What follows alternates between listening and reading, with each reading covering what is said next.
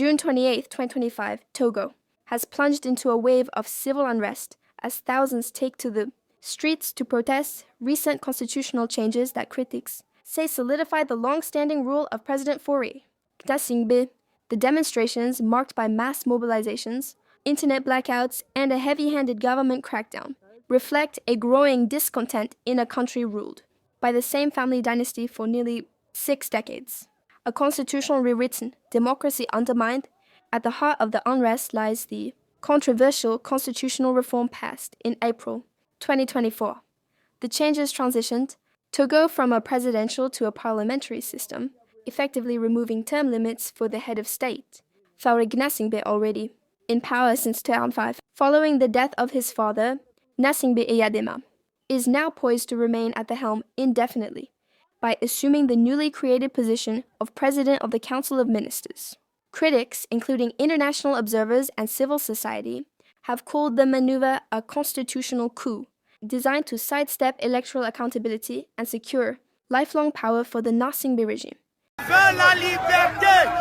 On veut que le Togo évolue comme les pays développés, comme la France, comme les États-Unis.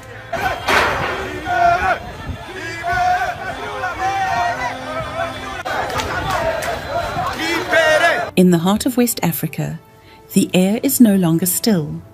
It trembles with defiance. With every chant, every raised fist, and every footstep pounding the streets of Lomé, Sokode, Kara, and beyond, a powerful cry echoes across the continent. Enough is enough. After nearly 5 decades, under the grip of one family's rule, the Togolese people have had it.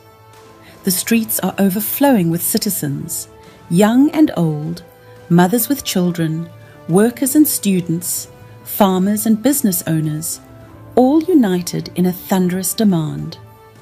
President Faure Gnassingbé must go. For too long, their voices were suppressed.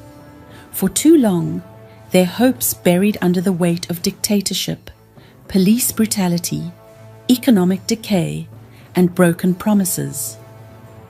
But now, the people of Togo are writing their own chapter in history, one protest at a time. This is not just political unrest, it is a revolution in the making.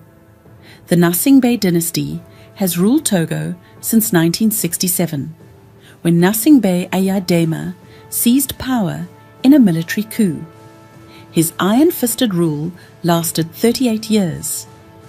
When he died in 2005, his son, Faure Gnassingbé, took the reins in a controversial and widely disputed transfer of power.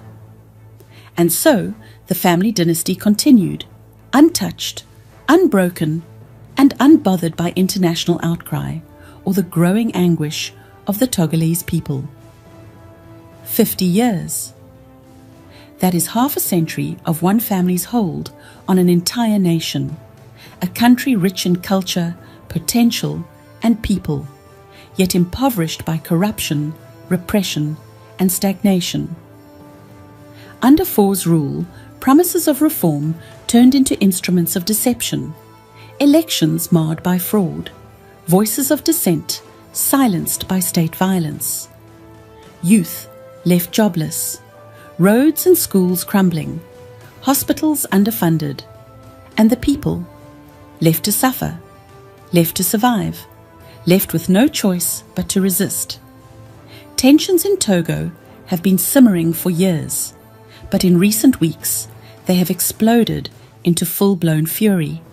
The protests that began as scattered demonstrations have now grown into a tidal wave of resistance sweeping across every major city and town. From the coastal capital of Lomé to the central highlands and northern plains, the people are rising.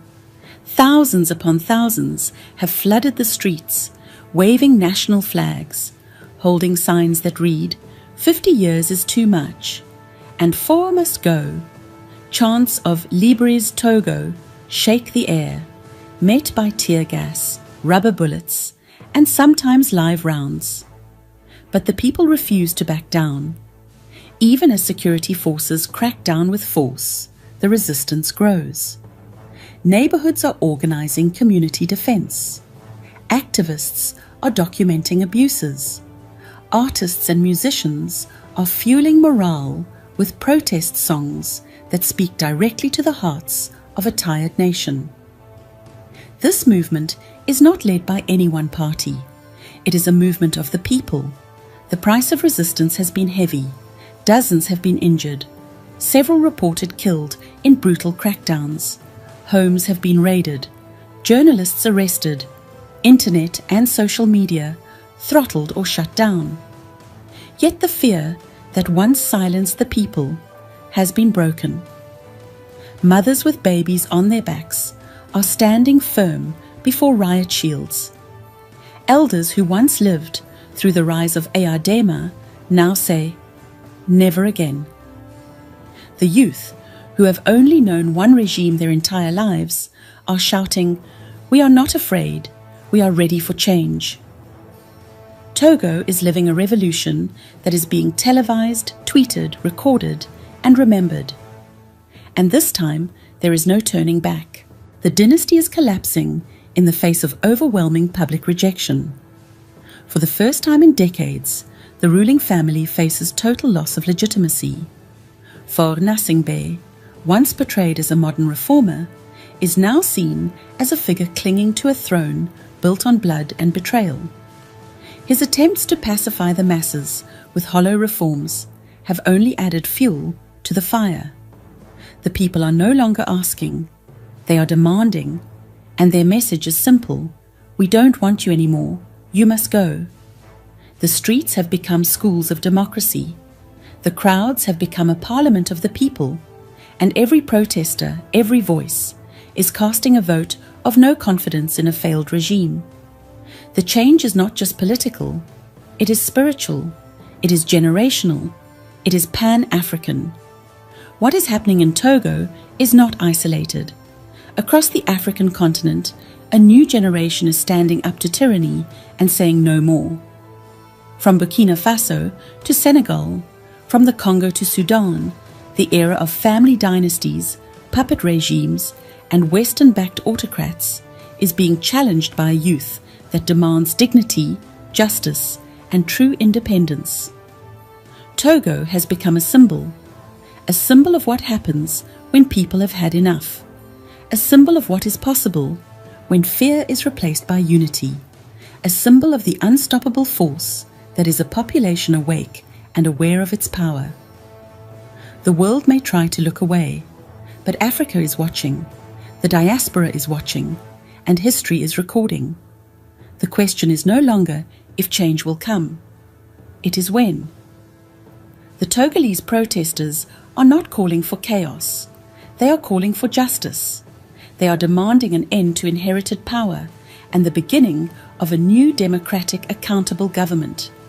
They want real elections, real economic reforms, real freedom of speech. And they are willing to fight for it. There is still danger, there is still risk. But the momentum is no longer with the regime, it is with the people. Faure Gnassingbé can no longer govern with legitimacy. Every day he remains in power only deepens the country's instability. Now is the time for transition, for dialogue, for African leaders to support the will of the Togolese people and not a failing dynasty. There are those who say Africa is not ready for democracy, that its people need strong men to guide them, that family dynasties are better than instability. But Togo just gave the world an answer. The people are ready. They are aware. They are fearless. For 50 years, a single family held a nation hostage. But now, the nation is breaking free. This is not the end of Togo's struggle, but it is the beginning of a new era, an era where presidents serve the people, not rule them, where leadership is earned, not inherited, where the streets speak louder than corrupt parliaments. To every protester standing in the streets of Lomé, to every mother carrying both a child and a banner, to every young person chanting, "Faure must go," you are the heroes of a new Togo. You are writing the story of freedom, and the world is listening. Togo has risen, and it will never bow again.